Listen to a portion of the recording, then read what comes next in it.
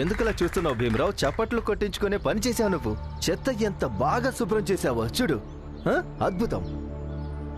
నేను ఏమంటున్నానంటే నువ్వు చదువు గిదువు అని సమయాన్ని వృధా చేస్తున్నావు. ఇది చెయ్యి.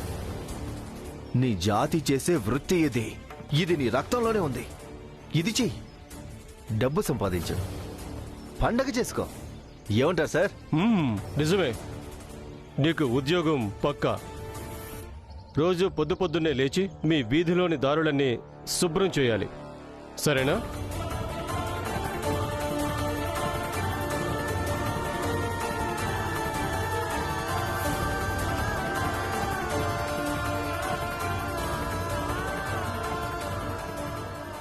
ధన్యవాదాలు. అయ్యో వద్దొద్దు. ఇదంతా ఏం అవసరం లేదు భీమరావు. నువ్వు అలాగే కష్టపడుతూ ఏకాగ్రతతో నిజాయితీగా పనిచేయి, అదే చాలు. ఆఫీసర్ పదండి, మనం వెళ్దాం. ఎక్కడైనా ఛాయ్ తాగుతాం. గురుగారు మీరు ఛాయ్ తాగుతారా?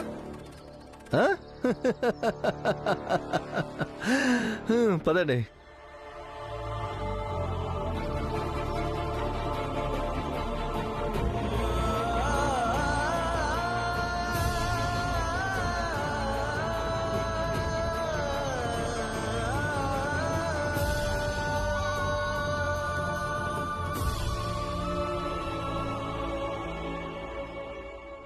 నన్ను క్షమించు భీం.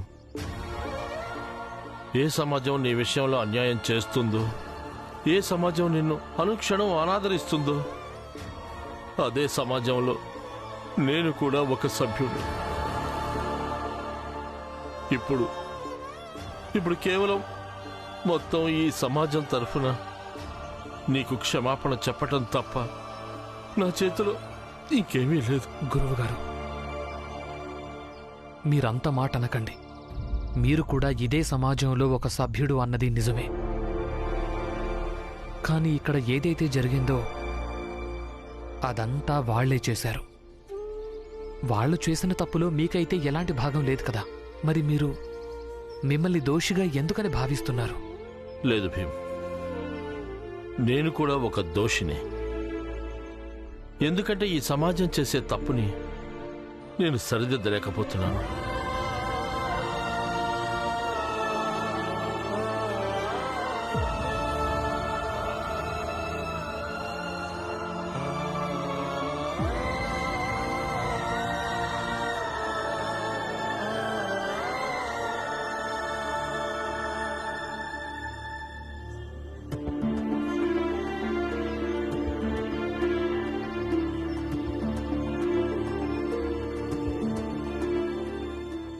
అమ్మా, నా పనంతా పూర్తయింది.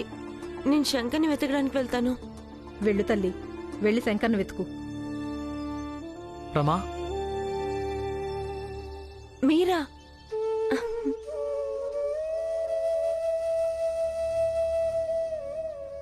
నన్ను క్షమించు రమా. ఏమైంది? మీరు ఎందుకని క్షమాపణ అడుగుతున్నారు? నువ్వు చెప్పినట్టుగా నేను వినలేదు కదా. నాకు బ్యారిస్టర్ దగ్గర ఉద్యోగం దొరకలేదు. అందుకే ఇప్పుడు నేను బొంబాయి మహానగరపాలక సంస్థలో చెత్త ఊడ్చే ఉద్యోగాన్ని అంగీకరించాను రమా.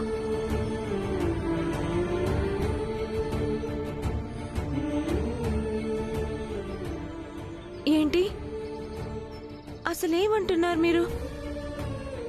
మీరు ఇంతగా చదువుకున్నారు.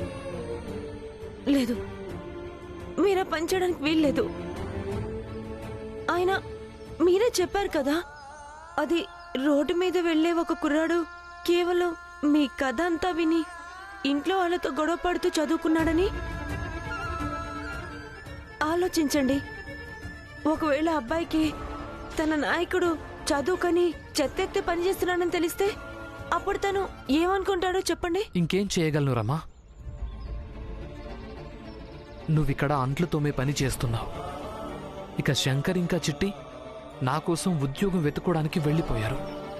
ఆ కారణంతో అసలు శంకర్ ఎక్కడికి వెళ్ళిపోయాడో ఏమో. ఇవన్నీ జరిగిన తర్వాత కూడా నేను కేవలం బ్యారిస్టర్ దగ్గరే ఉద్యోగం చెయ్యాలని ఎలా ఆలోచిస్తాను చెప్పు? మీరేం బాధపడకండి, అంతా నేను చూసుకుంటాను. మీరు కేవలం బారిస్టర్ దగ్గరే పని చేయండి. బ్యారిస్టర్ దగ్గరే పని చేయాలి, కానీ ఆ పని నాకు దొరకనంత వరకు అంతవరకు నేను ఈ చెత్తను శుభ్రం చేసే పని చేస్తూ ఉంటాను. అయితే చెయ్యండి, ఏం చేస్తారో చేసుకోండి, కానీ నాతో మాత్రం మీరు మాట్లాడకండి.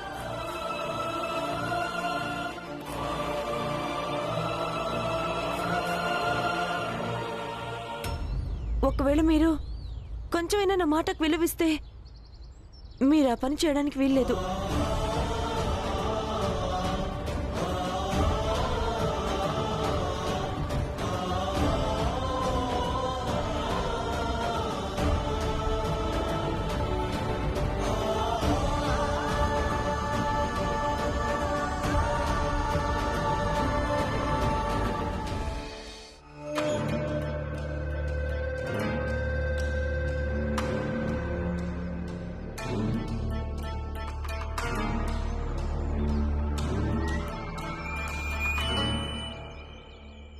లక్ష్మి, ఏంటిది?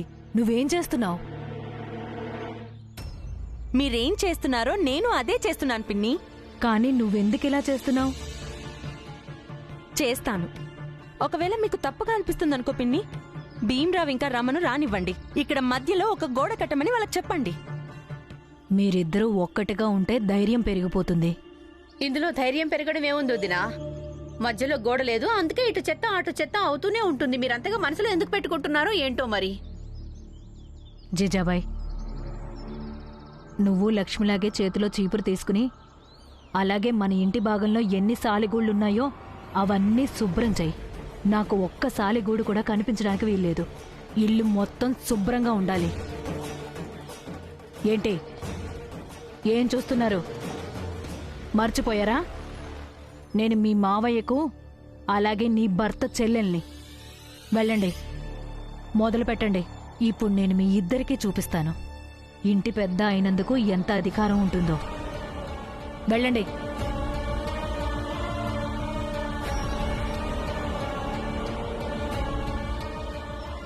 చూస్తున్నారా అత్తయ్య, పిన్ని ఆగడాలు ఎంతగా పెరిగిపోతున్నాయో? నోరు మూసుకొని శుభ్రం చేయి. ఇప్పుడిప్పుడే భీమ్తో పెట్టుకున్నాం, వెంటనే ఏమతో కూడా పెట్టుకున్నాం అనుకో, కథంతా అడ్డం తిరుగుతుంది. చెయ్యి శుభ్రం.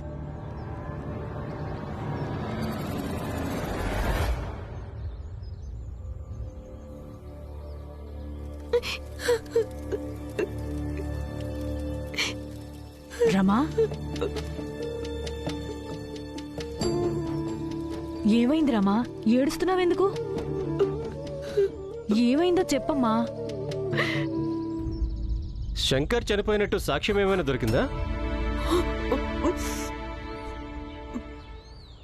ఏమైందో చెప్తావా? పిన్ని, నాకేం కాలేదు. మీరైనా ఆయనకు నచ్చ చెప్పండి. చెత్త పని చేస్తున్నారు.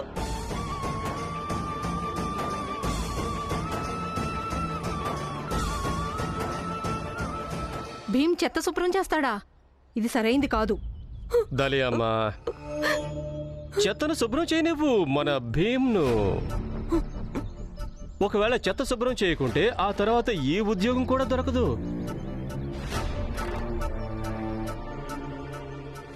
దలియమ్మా, ఇదిగో పులియా. చూడు పులియా, నా కొడుకు డబ్బు సంపాదించడానికి వెళ్ళాడు. వాడు బోలెడంత డబ్బు సంపాదిస్తాడు. నేను వేడుక చేసుకుంటాను, లడ్డూలు చేస్తాను, బూరెలు చేస్తాను. నువ్వు నాతో చేయించుకుంటావు కదా? నువ్వు నాతో చేయించుకుంటావు కదా? మనం వేడుక చేసుకుందాం, ఆడుదాం, పాడుదాం. నువ్వు కూడా ఆడు. నువ్వు కూడా ఆడు. రా, నువ్వు కూడా ఆడు. నా కొడుకు వెళ్ళాడు, నేను బూరెలు చేస్తాను, నేను అందరికి లడ్డూలు చేసి పెడతాను. నేను ఎన్ని బూరెలు చేస్తానో తెలుసా? నువ్వు నాతో పాటు బూరెలు చేస్తావు కదా? దయ్యమ్మ, నువ్వు నాతో పాటు బూరెలు చేస్తావు కదా? నేను బూరెలు చేస్తాను, నేను బూరెలు చేస్తాను, అందరికి డబ్బులు ఇస్తాను.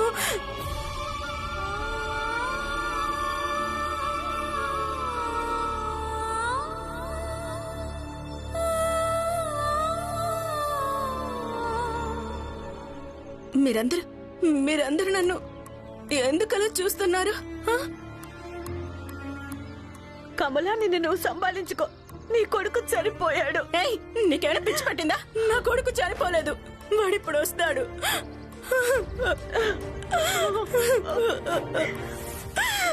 నా కొడుకేమీ కాలేదు. మనం వేడుక చేసుకోవాలి, మనం వేడుక చేసుకోవాలి.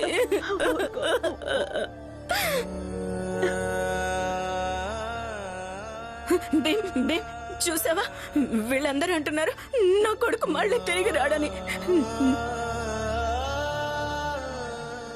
నువ్వు చెప్పు, నా కొడుకు తిరిగి వస్తాడు కదా? చెప్పు భీమ్, నా కొడుకు వస్తాడు కదా?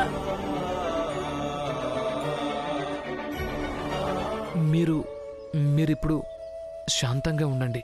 అరే, అలా ఎలా శాంతించాలి? హా? నా కొడుకు ఎక్కడున్నాడో ఏమో. నా కొడుకు ఎక్కడికి వెళ్ళాడో ఏమో. నా బిడ్డ.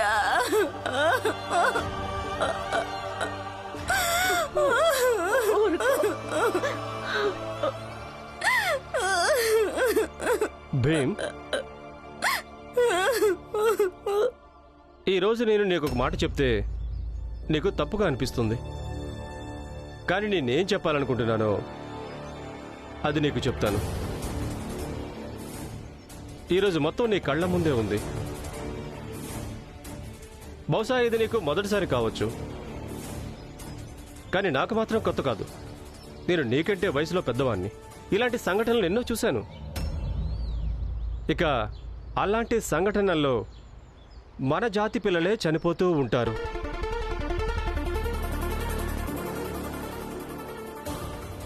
ఒకసారి టపాసుల ఫ్యాక్టరీలో, ఒకసారి కాలువల్లో, ఒకసారి తవ్వకాల్లో.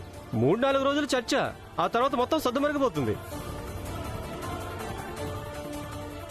నువ్వేదో చెప్తుంటావు కదా, నువ్వు బాగా చదువుకొని బారిస్టర్ అవుతావు, అలాగే న్యాయం కోసం పోరాడతావని. కానీ ఈరోజు ఏ బారిస్టర్లు ఉన్నారో వాళ్ళు న్యాయం కోసం ఎందుకు పోరాటం లేదు అన్నట్టు నువ్వేదో చెప్తూ ఉంటావు కదా, మనందరం సమానమే అని. అసలు మనం అందరం సమానమే అయితే మరి కేవలం మన జాతి వాళ్ళే ఎందుకు చనిపోతూ ఉంటారు? మరి వేరే జాతి వాళ్ళు ఎందుకు చనిపోవడం లేదు?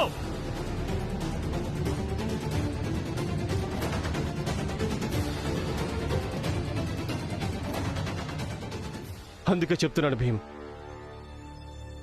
ప్రపంచం ఎలా ఉందో దాన్ని అంగీకరించు. ప్రశాంతంగా బ్రతుకుతావు. అలాగే వీలైతే ఈ పిచ్చిదానికి కూడా నచ్చజెప్పు. ఒకవేళ తనకు అర్థమైతే తన జీవితం కూడా చక్కబడుతుంది.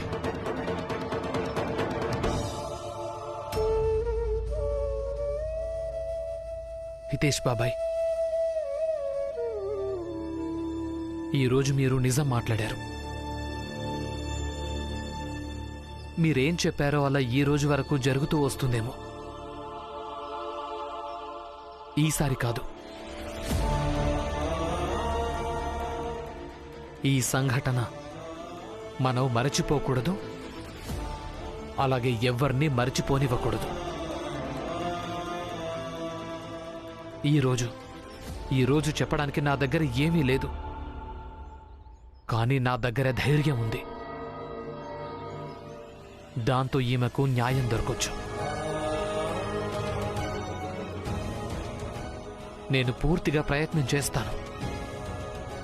అలాగే నాకు తెలుసు కూడా, ఈమెకు తప్పకుండా న్యాయం జరుగుతుంది.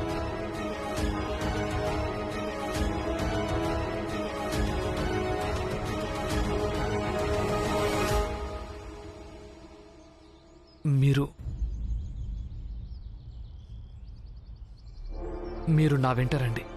భీమ్, నువ్వు నన్ను నా కొడుకు దగ్గరికి తీసుకెళ్తావా? భీమ్, నన్ను నా కొడుకు దగ్గరికి తీసుకెళ్తావా? భీమ్, నన్ను నా కొడుకు దగ్గరికి తీసుకెళ్తాడు. నువ్వు నన్ను నా కొడుకు దగ్గరికి తీసుకెళ్తావా భీమ్?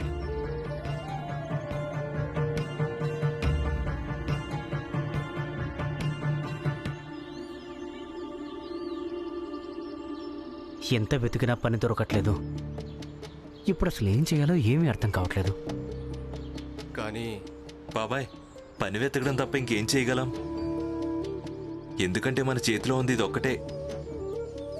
సరుకులు, మందులు, అలాగే ఇంటి అద్దె. వాటి కోసం డబ్బులు ఎలాగో కావాలి కదా. ఏమనుకున్నారా? నీకెంత ధైర్యం రా?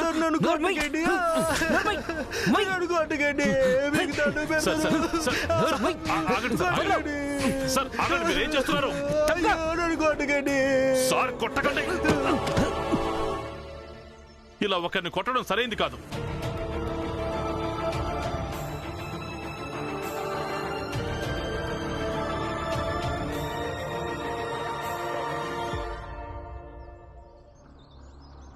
నువ్వు పోలీస్ మీదే చేయెత్తుతావా? నిన్ను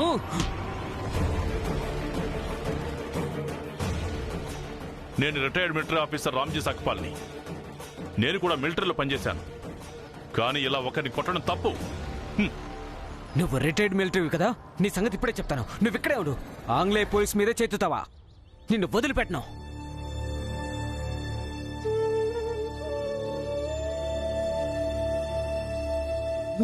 లేవండి మెల్లిగా.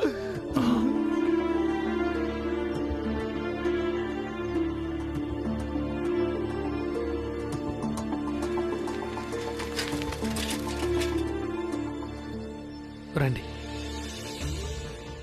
భయపడకండి, రండి. ఇన్స్పెక్టర్ గారు, రిపోర్ట్ రాసుకోండి. ఏంటి భీమరావు, ఈరోజు ఎవరి మీద రిపోర్ట్ రాయించడానికి వచ్చావు? రామ్జీ సక్పాల్ మీద.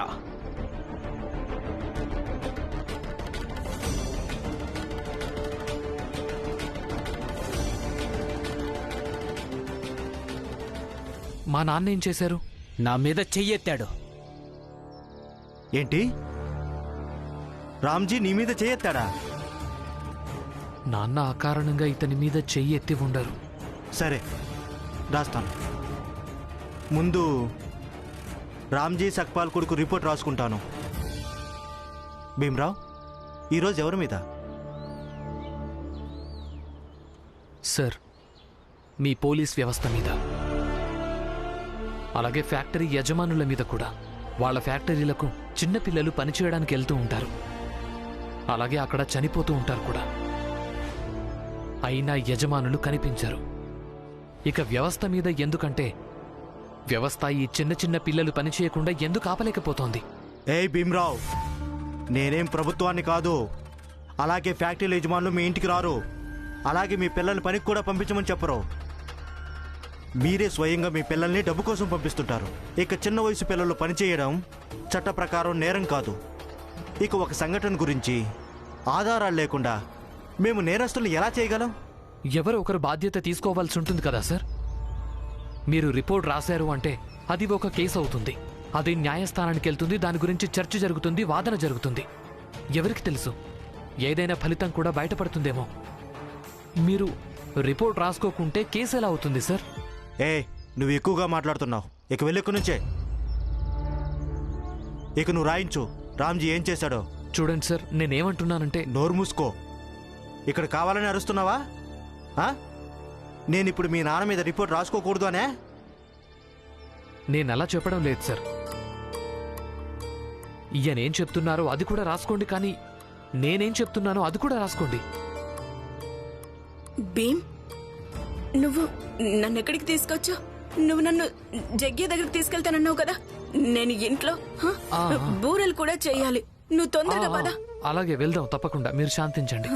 త్వరగా పద, చాలా ఆలస్యం అయిపోయింది. సార్, ఈమెను చూడండి సార్.